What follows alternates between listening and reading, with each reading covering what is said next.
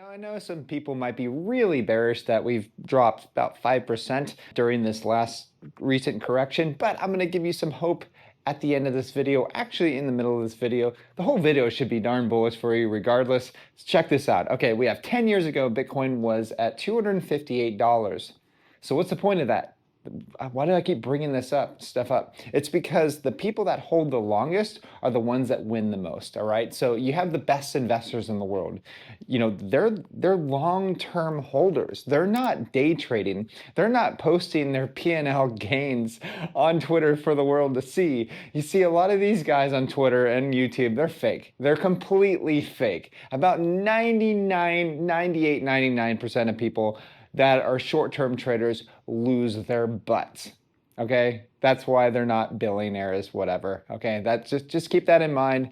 That's how it goes. Moving on, we also have the World Economic Forum just announced its new co-chairman, Larry Fink, the cryptos and Bitcoiners' favorite asset manager from BlackRock, Larry Fink. Yes, what is the World Economic Forum? If you don't know, check out my tweet that I did yesterday, and that kind of gives you an idea of what they are, because I'm going to be shadow banned a little bit if I don't do that, if I just say it right now. So keep in mind that this guy is quite a piece of work. Moving on, we have the U.S. spending on services, hotels, airfare, dining has been down for 3 straight months, the first time since 2008. This is according to Bank of America. So why am I bringing this up? It's because the U.S. economy absolutely sucks, okay? If you're not getting this by now, it sucks. And now, why does it suck? Probably because of tariffs, but I'm going to cover that in a second. 15.6 Americans say that they don't have enough food to eat. This is according to the Morning Consult. Why am I bringing this up? Because inflation is ravaging that place, and it's ravaging lots of different countries. But since the global reserve currency is the United States, I'm going to cover that, okay? Because people think their favorite politician is making everything great.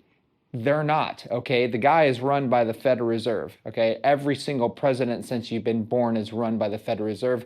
Actually, it's every single president since 1913 has, okay? If you don't believe me, check out The Creature from Jekyll Island by G. Edward Griffin. He is a very good author, and he wrote an amazing book that will educate you more than a Harvard professor could ever be educated on fractional reserve banking and central banks.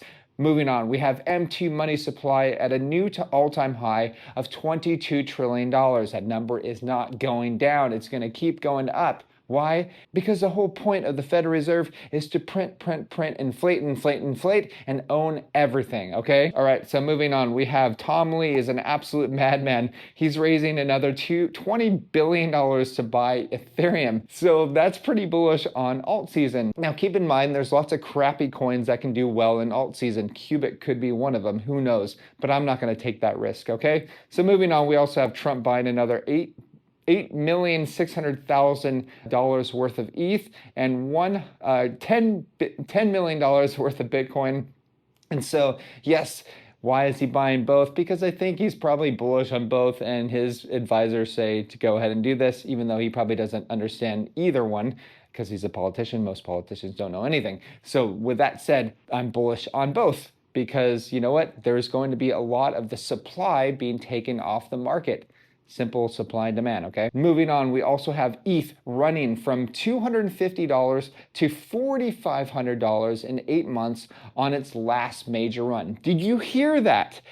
ETH ran from $250 to $4,500 in just 8 months. Do you call that like an alt season here? Because I kind of do. I call that alt season. That's ridiculous.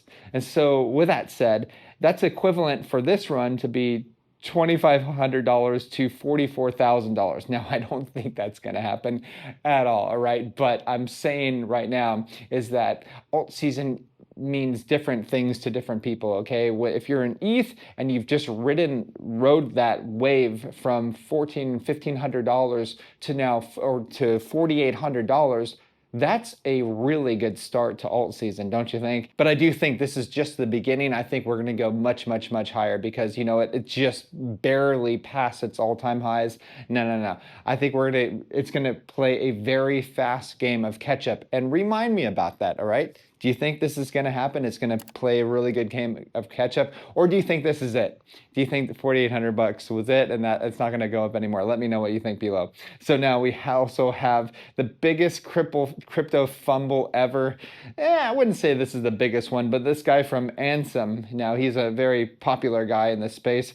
So you always got to watch out for popular guys in this space because a lot of them are very wrong in much of their analysis, because he said on February 27th, 2025, Ethereum will never trade above $4,000 as long as I live on planet Earth.